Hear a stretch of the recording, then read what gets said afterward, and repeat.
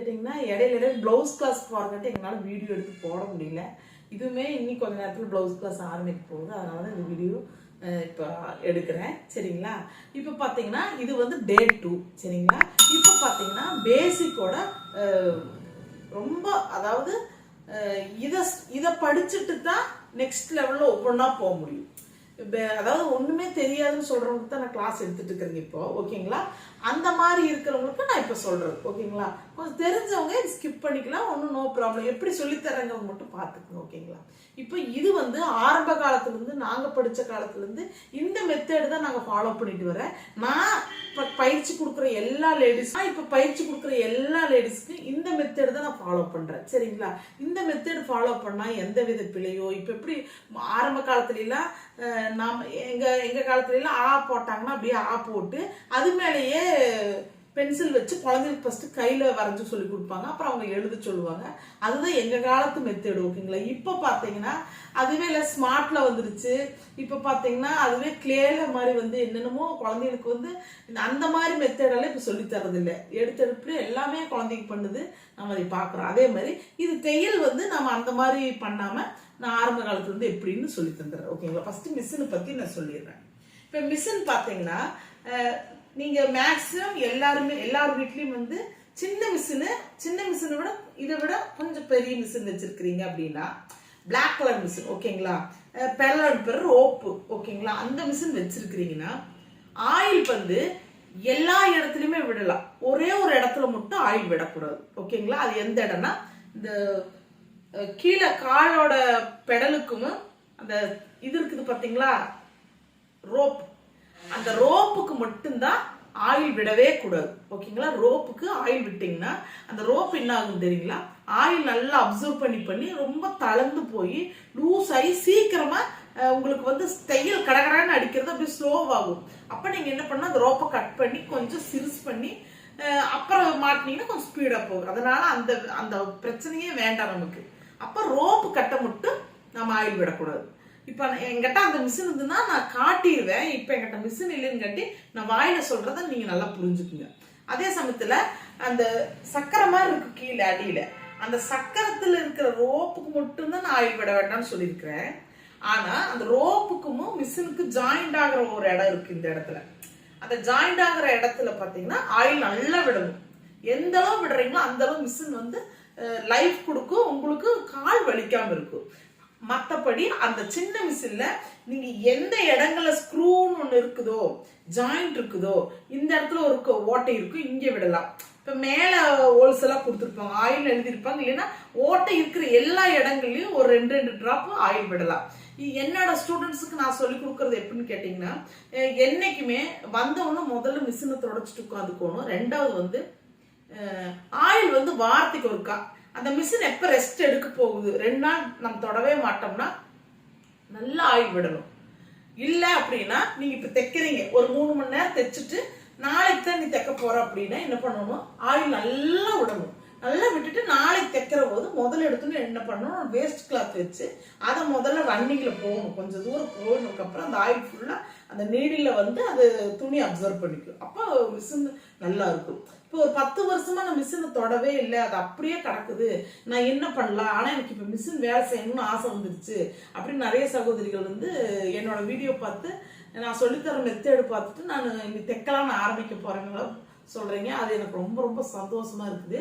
நீங்க என்ன பண்றீங்கன்னா தேங்காய் எண்ணெய் கூட கொஞ்சம் சீமெண்ணை ஊற்றி, அது ஒரு சிலர் வந்து உங்க வீட்டுக்காரர் ஏதாவது இந்த மாதிரி மிஷின் வேலையெல்லாம் நல்லா செய்வேன், எங்க வீட்டுக்காரர் எல்லா வேலையுமே செய்வாரு, எதையாவது ஒன்று பிரிச்சுட்டு அப்புறம் கரெக்டா செட் பண்ணிடுவாரு அப்படின்னு நீங்க நினைச்சீங்கன்னா அவர் இந்த முகத்தை மட்டும் கழட்டிட்டு இந்த முகங்களை மட்டும் கழட்டிட்டு இந்த இடத்துல ஃபுல்லா இந்த லெக்கோட இந்த உலக்கின்னு சொல்லுவாங்க அது. ஓகேங்களா? அது இங்கிலீஷ்ல வேற பேரு, நாங்க அந்த காலத்துல உலக்கின்னு தான் சொல்லுவோம். ஏன்னா அது குத்துதல்லைங்க, அதனால உலக்கிடுவோம்.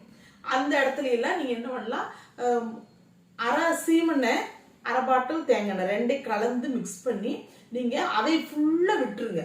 அதாவது எப்படி விடுறீங்கன்னா நீங்க எந்தெந்த இடங்கள்ல விட்டு இந்த மிஷினை இப்படி தூக்கிட்டு அடியில ஃபுல்லா விட்டுருங்க. அதாவது நீங்க ரொம்ப நாள் கிடப்புல போட்டு அந்த மிஷினை தைக்கவே இல்லை, ஜாமா இருக்குது, நகரவே மாட்டேங்குது அப்படிங்கிற போது அந்த ரோப்பை கழட்டிடணும். மிஷினை விட்டு ரோப்பை கழட்டிட்டு அந்த ரோப்பு போடுற இடங்கள்ல இருந்து எல்லா இடங்களும் கொத கொத கொத கொதன்னு போட்டுறணும்.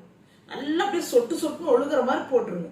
போட்டுட்டு நெக்ஸ்ட் டே மறுக்க அதே மாதிரி போடுங்க. ஒரு 3 நாள் ஆயில் மட்டும் விட்டுட்டு 4வது நாள் என்ன பண்றீங்கன்னா நீங்க சும்மா அந்த கால், ஒரு குழந்தை இருந்தாலும் சரி, குழந்தைகளே இது நல்லா விளையாடுவாங்க. சின்ன குழந்தையா இருக்கிறவங்க உள்ள வைக்க வந்து தூரி மாதிரி இப்படி இப்படி இப்படி ஆட்டி விளையாடுவாங்க.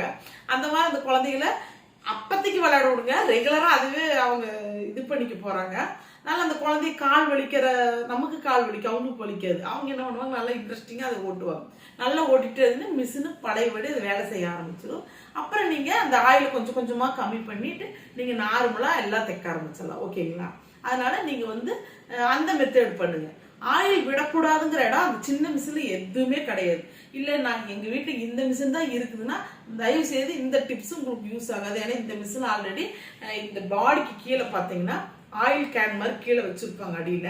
அதுல ஃபுல்லா ஒரு ஒரு ஒரு லிட்டரு 3/4 லிட்டர் வரைக்கும் பிடிக்கிற அளவுக்கு அவங்களே ஆயிலோட அளவு போட்டிருப்பாங்க, மெஷர்மெண்ட்.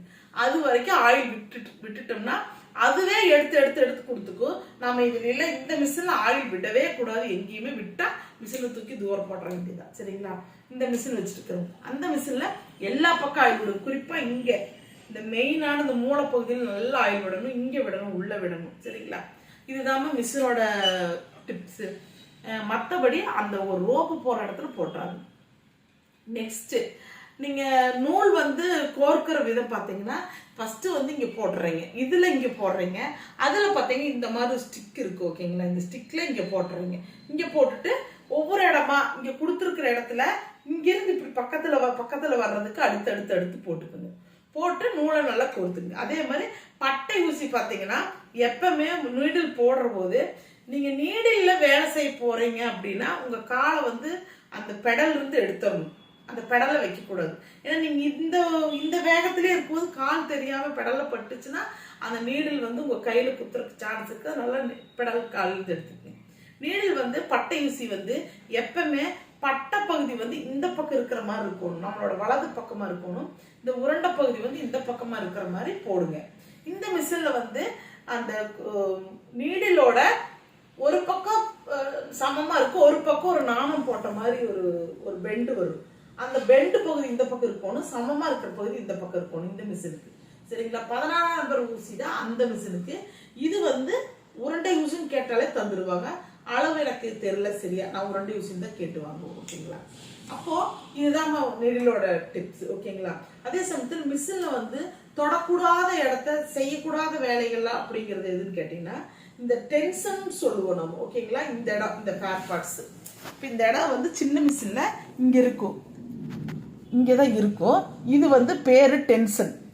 டென்ஷன் இதுக்கு எதுக்கு பேர் வந்துன்னா உண்மையாலுமே இது டென்ஷன் கொடுக்கக்கூடிய வேலை இருக்கிறங்காட்டி அது டென்ஷன். அதனால நீங்க இதுக்கு எந்த அளவு டென்ஷன்னா ஒரு தேவையில்லாத வேலை செஞ்சிச்சுன்னா அது நம்மளுக்கு பயங்கரமான வேலை பண்ணி விட்டுரும். அதனால இந்த இடத்த வந்து அட்ஜஸ்ட்மெண்ட் பண்றது, சும்மா பொழுதன்னைக்கு கையை வச்சு திருகிறது, இந்த வேலையெல்லாம் இருக்கக்கூடாது. சரிங்களா? அதே மாதிரி பாபின் கேஸ்.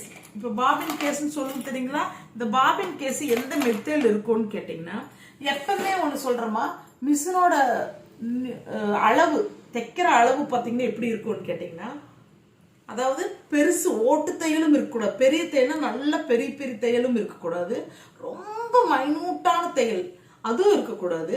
ரெண்டுக்கு நடுவில் மீடியம் இருக்கணும். பிரிக்கிறதுக்கே அசவா இருக்கணும். அதே சமயத்தில் தையலை தைச்சிருக்கிறவங்க இப்படி விரிச்சு பார்த்தா அந்த தையல் கேப்பும் வரக்கூடாது. அந்த மெத்தட் தான் வச்சுக்கணும். ஆரம்ப காலத்துல நீங்க வந்து தைச்சு சும்மா பிராக்டிஸ் பண்றீங்கன்னா பெரிய பெரிய தையல் வச்சுக்கங்க, ஈஸியா பிராக்டிஸ் பண்ணலாம். ஆனா இந்த மீடியம் தையல்ல தான் எப்பவுமே வைக்கணும். பொடி தையல் வச்சு தைச்சிடாதீங்க. ஓகேங்களா? அந்த ஒரு விஷயம் சொல்லிடுறேன். அதே மாதிரி இப்போ இந்த டென்ஷனை எப்பவுமே அட்ஜஸ்ட் பண்ணக்கூடாது, கரெக்டா ஒரே மெத்தட் இருக்கணும். அந்த ஒரு மெத்தட் நான் எப்படி கண்டுபிடிக்கிறது அப்படின்னு கேட்டீங்கன்னா அதுக்கு வந்து இந்த பாபின் கேஸ் நல்லா ஹெல்ப்ஃபுல். எப்படின்னா இப்படி இப்போ பாபின் வந்து இதுதான். ஓகேங்களா? இது கேஸு, இது பாபின். ஓகேங்களா? இந்த இப்போ நம்ம நூல் வந்து சுத்தி இருக்கிறோம் பாபின்ல. இந்த பாபினோட நூல் சுத்துறது நம்ம பக்கமா இருக்கணும். நூல் தலையில இருக்கக்கூடாது, நம்ம பக்கமா இருக்கணும். இது இப்படி தான் பிடிக்கணும். அதே மாதிரி கேஸ் வந்து நீங்கள் எப்படி பிடிக்கணும்னு கேட்டிங்கன்னா, இந்த இடத்துல ஒரு நாப் இருக்கும். இந்த நாப் இப்படி தான் பிடிக்கணும். சரிங்களா? இப்படி தான் போடணும். போட்டுட்டு இது வந்து இங்கே பாருங்கள், இந்த நூலை வந்து இப்படி விட்டுறக்கூடாது. இந்த நூலை நீங்கள் இப்படி இப்படி உள் பக்கமாக இந்த ஒரு கோடு மாதிரி இருக்கும் பாருங்க, இந்த உள் பக்கமாக எடுத்து இதை ப்ராப்பராக இழுத்து இந்த ஸ்மூத்து இப்போ நம்ம இழுக்கிறோம் பார்த்தீங்களா, இதில் நீங்கள் எந்த அளவுக்கு ஸ்மூத்தாக வருதோ அதே அளவுக்கு இங்கே இருக்கிற டென்ஷனும் ஸ்மூத்தாக வரணும். இது சேம் மெத்தடில் இருக்கணும். இது சேமாக இருக்கணும். இது நல்லா லூஸாக கடன்னு வந்துருச்சுன்னா இது நல்லா பிடிச்சி இழுத்தா கடன்னு வந்துடணும். இது ரொம்ப டைட்டாக இருக்குன்னா இதுவும் டைட்டாக இருக்கணும். நீங்கள் டைட்டாக இருக்கிறத போடுறத விட மிடிலாக, அதாவது இப்போ நான் பிடிச்சி இப்படி இழுக்கிற போது எனக்கு வருது ஸ்மூத்தாக இப்படி வருது. அதே மாதிரி இங்கே நான் இப்போ பிடிச்சி இழுத்தேன்னா இது ஸ்மூத்தாக வருது. ஏன்னு கேட்டிங்கன்னா இது ரெண்டுமே இதுவும் கணவன் மனைவி மாதிரி வச்சுக்கோங்களேன். கரெக்டாக பேலன்ஸாக போனாதான் நூல் வந்து அழகா அந்த தையல் அழகா ஒரு பிரியாது. ஓகேங்களா? இப்போ பார்த்தீங்கன்னா இதை போடுற மெத்தட் பார்த்தீங்கன்னா, நீங்கள் அடியில் இந்த தகடை வந்து அப்படியே நகர்த்தி, நீங்கள் ஆரம்ப காலத்தில் இப்போ நகர்த்தி பார்த்து போடுங்க. இப்படி நீங்கள் பிடிச்சிட்டு கரெக்டாக இந்த அதே மாதிரி இந்த கேஸ் வந்து ஒரு தடவை கீழே நீங்கள் போட்டுட்டீங்கன்னா ரெண்டாவது தடவை யூஸ் பண்ணுவோம். நல்ல குவாலிட்டினா ஒரு 2 டைம் 3 டைம் கீழே போகிற வரைக்கும் அதுக்கு அமைதியாக இருந்துக்கும். இல்லைன்னு சண்டை போட்டுக்கும், கோபம் வந்துடுறதுக்கு. ஓகேங்களா? ஏன்னு கேட்டீங்கன்னா இதெல்லாம் வந்து நிறைய லேடிஸ் நான் சொன்னா புரிஞ்சுக்குவாங்க, புரிக்காத என்னன்னா போட்டுதான் பாப்பமே போடுவாங்க. அவங்க கிட்ட இத்தனை கேஸ் இருக்கு. ஏன்னு கேட்டீங்கன்னா அவங்க வந்து டெஸ்ட் பண்ணி பார்த்துருப்பாங்க. ஓகேங்களா? நீங்க அந்த மாதிரி டெஸ்ட் எல்லாம் பண்ணி பார்க்காதீங்க. மேக்சிமம் கீழே போட்டுறாது. ஓகேங்களா? இது கீழே போடாம யூஸ் பண்ணுங்க.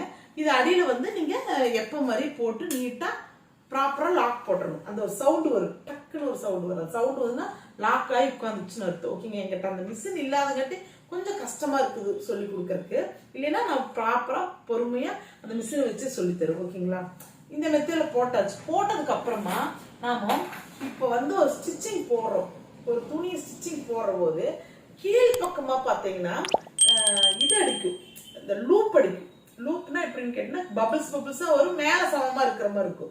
அந்த தையலும் வந்து கொஞ்சம் விட்டு விட்டு இருக்கிற மாதிரி இருக்கும். அந்த மாதிரி இருந்ததுன்னா கீழ் பக்கம் தப்பு நடக்குது அப்படின்னா, துணியோட கீழ் பக்கம் தப்பு நடக்குதுன்னா மேல நீங்க இந்த இடத்துல கோர்த்திருக்கிற விஷயங்கள் ஏதோ ஒரு தப்பு பண்ணிக்கிறீங்கன்னு அர்த்தம்.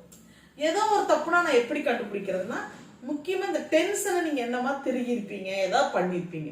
ஏன்னா கீழே இருக்கிற பாபினும் மேல இருக்கிற டென்ஷனும் சமமா ஈக்குவலா வந்தா மட்டும்தான் தையல் கரெக்டா வரும். கீழே ரியாக்ட் பண்ணுச்சுன்னா மேல தவறு. மேல வந்து அப்படி கொசம் கொதறி போட்ட மாதிரி நூலை சிக்கா போடும். அப்படி போட்டுச்சுன்னா நீங்க டக்குனு பாபின் கேஸ வெளியில எடுத்து ப்ராப்பரா நீ போட்டுருக்கீங்களா, நூல் ரன்னிங்ல வந்திருக்குதா இல்ல பின்னாடி பக்கம் போட்டுருக்கீங்களா, அது கரெக்டா அந்த கெயில போட்டு இப்படி இழுத்து விட்டுருக்கீங்களா அப்படி பார்க்கணும். ஒரு மிஷின் வந்து ஒரு தப்பு பண்ணுது அப்படின்னா, தையல் கரெக்டா வரல அப்படின்னா மிஷினை நம்ம திட்டக்கூடாது. நம்ம பண்ற வேலைகள் ஏதோ தப்பு பண்ணியிருந்தா அது ரியாக்ட் பண்ணும். ஓகேங்களா? ஒரு குழந்தை வந்து திடீர்னு அழுகுதுன்னா சும்மா அழுகுமா, பசிச்சா அழுகும், எறும்பு கடிச்சா அழுகும், நாம ஏதாவது திட்டிட்டு அழுகும். அது மாதிரிதான் மிஷின்.